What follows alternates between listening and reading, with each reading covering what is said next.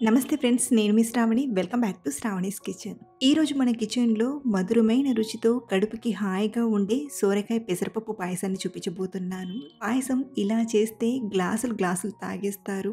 అంత టేస్టీగా చాలా చాలా బావుంటుంది. అలాగే నేను హెల్తీ వేలో చూపిస్తున్నాను కాబట్టి మీరు కూడా ఈ పాయసాన్ని తప్పకుండా ట్రై చేయండి. మీరు కూడా ఈ పాయసం రుచిని చాలా బాగా ఎంజాయ్ చేస్తారు. మరి లేట్ చేయకుండా సింపుల్ అండ్ ఈజీగా చేసి ఈ హెల్తీ పాయసం ప్రాసెస్‌ని ఇప్పుడు చూద్దాం రండి. ముందుగా పప్పుని ఉడికించడానికి కుక్కర్‌లోకి అరకప్పు పెసరపప్పును తీసుకొని దోరగా ఫ్రై చేయండి. ఇక్కడ నేను పప్పుని కుక్కర్‌లోనే ఉడికిస్తాను కాబట్టి కుక్కర్‌లోనే ఫ్రై చేస్తున్నానండి. మీరు కావాలంటే గిన్నెలో అయినా ఉడికించొచ్చు. పప్పు మాడిపోకుండా, కలర్ మారకుండా దోరగా ఫ్రై చేయండి. మరి ఎక్కువసేపు ఫ్రై చేయాల్సిన అవసరం లేదు. ఒక 2, 3 నిమిషాలు ఫ్రై చేస్తే సరిపోతుంది. చూడండి, పెసరపప్పు ఇలా కాస్త ఫ్రై అయ్యాక స్టవ్ ఆఫ్ చేసేసి పప్పుని బాగా కడిగి తీసుకోండి. ఇలా కడిగిన పప్పులోకి 1:30 కప్పు నీళ్లను తీసుకోండి. అరకప్పు పప్పుకి 1:30 కప్పు నీళ్లు.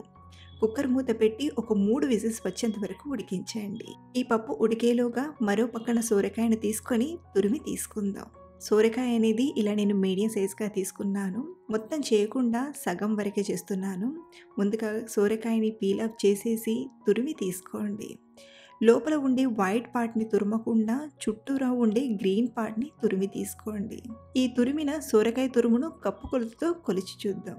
చూడండి, 1 కప్పు వరకు సోరకాయ తురుము అనేది వచ్చింది. ఇప్పుడు ఈ తురుమును రెడీగా పక్కనుంచి మరో పక్కన ఉడికిన పప్పుని తీసుకోండి. ఇక్కడ నేను ఒక 3 విజిల్స్ తర్వాత విజిల్లోని గాలంతా పోయాక చూపిస్తున్నాను. చూడండి, పెసరపప్పు చక్కగా ఉడికింది. ఇప్పుడు ఈ పప్పుని లైట్‌గా మెదిపి తీసుకుందాం. మీరు పప్పు గుత్తితో మెదిపైనా తీసుకోవచ్చు.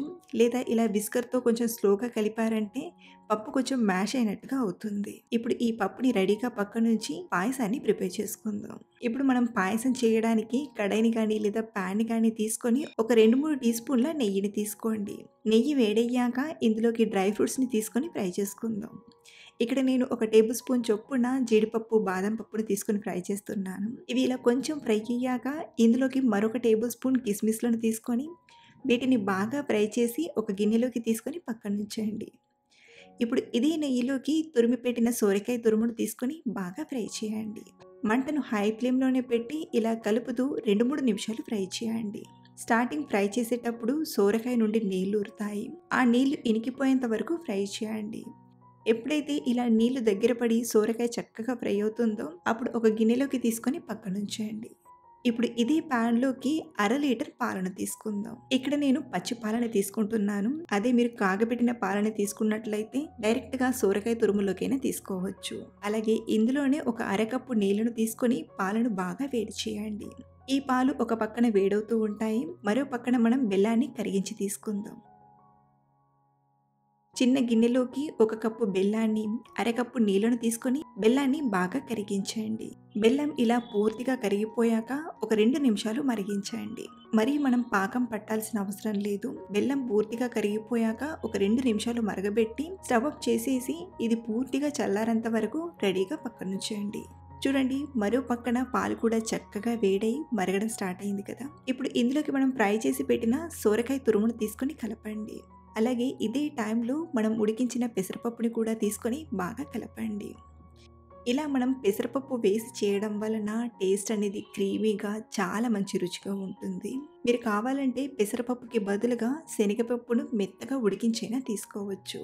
అలాగే ఇందులోనే పాయసం మంచి కలర్‌గా రావడానికి చిటికెడంత కుంకుమ పువ్వును తీసుకుంటున్నాను. ఇలా కుంకుమ పువ్వును తీసుకొని ఒకసారి బాగా కలిపాక పాయసాన్ని ఒక 7, 8 నిమిషాలు చక్కగా మరిగించండి. మనకు పాయసం బాగా మరిగి కొంచెం చిక్కబడాలి.